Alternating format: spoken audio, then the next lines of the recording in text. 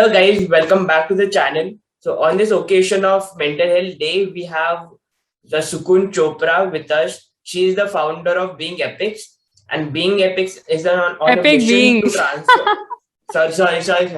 Epic Fine. Beings, and she's on the mission to transform the life of GenZ's and make it better. So yeah, so I will let Sukun speak further on the topic how to handle pressure and get out from it. Thank you for that, Pranav, and thanks for having me. And Yeah, so it's like a pretty yeah, big topic you want to address, like mental health, and yeah, I mean, just wondering what aspect of that would you want to focus on today? so it's like the main focus is on like Gen Z's since after the lockdown and like the internet has blown a lot. So it's not just because of the internet, but the Gen Z's, the teenagers are facing a lot of problem. So if you could address that, like how we can deal with pressure and live a happy life. If So I do want to say that, like there's no going away or avoiding pressure because pressure is an inevitable part of life. No matter what you do, you can't run away from it.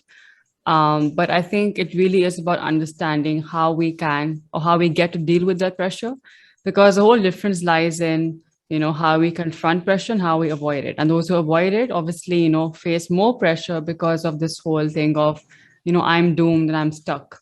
So I think what schools have to do is basically equip children or students rather to like deal with pressure better so that they can navigate through life, not with ease, but relatively less pressure. Let's just say that. yeah. So what do you think are yeah, you're a Gen Z yourself, like what are like your biggest challenges as a school going student in today's day and age? So, like according to me, like one of the main pressures that we have to face is the academics. So, like the studies and all that is like a little more hectic for a Gen Z because there's a lot of academic pressure on us. For example, there are some topics which are very vast and that we have to learn and give exams, which and like if a student fails, so after the academic pressure that he has gone through, he has to go through that family pressure too, like the family telling him that you are a failure and you have not scored well. So that like that there are very few parents that consider failure as good and improve them, but like lots of children in India especially don't, the parents actually don't much like to failures for the children. They really want success because like since after there are a lot of children and there's a lot of competition. So yeah, so I think success is more given more like success is more mandatory for the children for right now, and that creates the pressure and they cannot get out of it very quickly. So yeah, they are a little scared for the future, and so yeah, that like this is one of the main reasons the children, Gen Z's in India or overall the world are facing. I think, I mean, what you say obviously is a fair point, and it's not so much of being a failure that's the thing. It's more about the messages around being a failure that becomes a problem, like these disempowering narratives about ourselves, and that's what further paralyzes us, because when you think that you aren't good enough for anything, it's very, very hard to pick yourself back up when you have that negative message about yourself. And it's also how students or young adults like frame their mind around failing.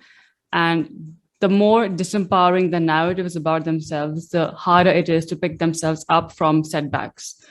And this is like proven science, right? Like self-compassion, we this as, oh, it's so cliche. It's just like, book jargon and stuff, but like it's so powerful because how you talk to yourself literally defines everything. Because A, there's pressure, which has always been like, even in my time, right? Yeah, Like academic pressure is not something new.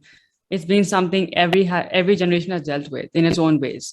But I think now with the constant exposure, which has led to comparison and a whole other, issues like self inadequacy, self doubt, and all the kinds of things that make only aggravate problems and make things worse. That is what is causing this problem in today's world for Gen Zs, because there's a lack of awareness on how you're dealing with these things with regards to your own mindset. And it's really about how we talk to ourselves that makes a difference. It's just as simple as that. And when you're Yeah, growing up, a lot of the responsibility comes from parents and teachers, because if they're starting off with a negative, dialogue towards you, you are like, inevitably bound to sort of absorb that as you're growing up. And that becomes a part of your self dialogue. yeah, definitely true. Yeah. Like, as you mentioned earlier about comparison, like I also feel that about due to internet, like the people have started comparing themselves to other people. Like for like taking my example, some of my friends have started are learning about finance, started learning about stock market, and I think I'm lacking behind the NFTs, the blockchains, and haven't researched much about them.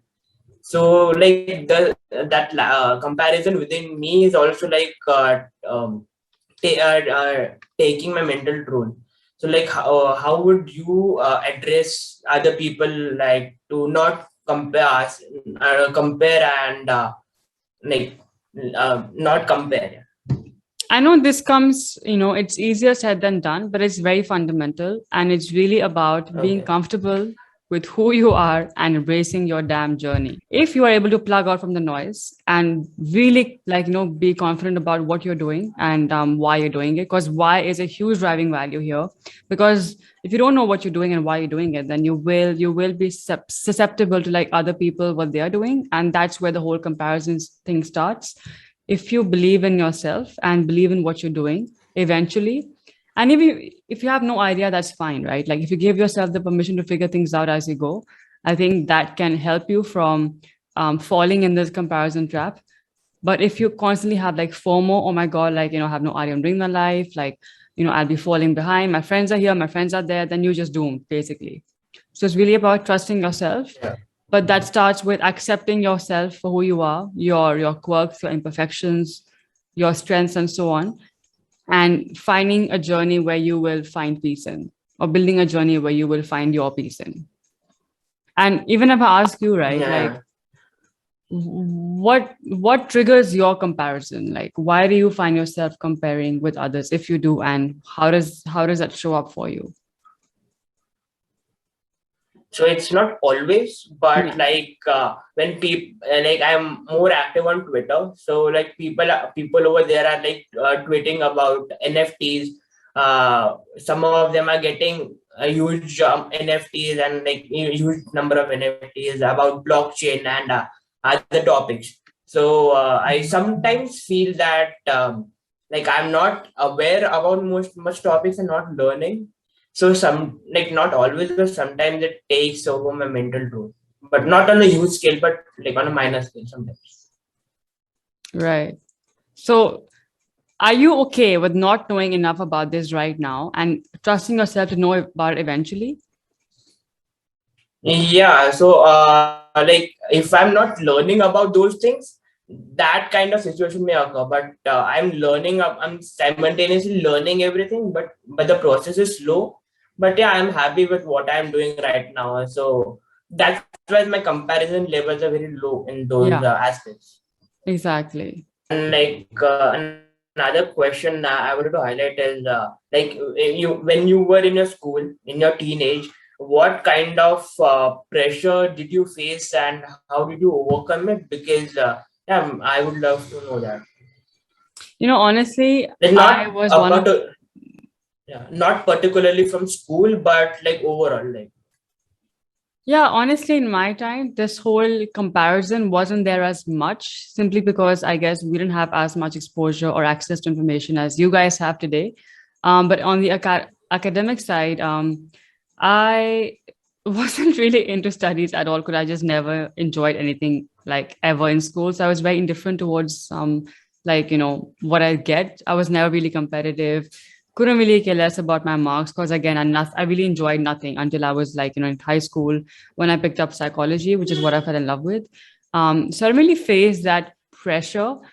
But yeah, I wasn't one of those kids, like luckily or unluckily, where, my other friends must have been far more like, focused or competitive to like get the highest marks and stuff like that. But I didn't ever face any of that because of just a combination of not giving enough of a toss and not finding my interests or passions. Because when you care less about something, your pressure automatically reduces. The more you care, the more the pressure.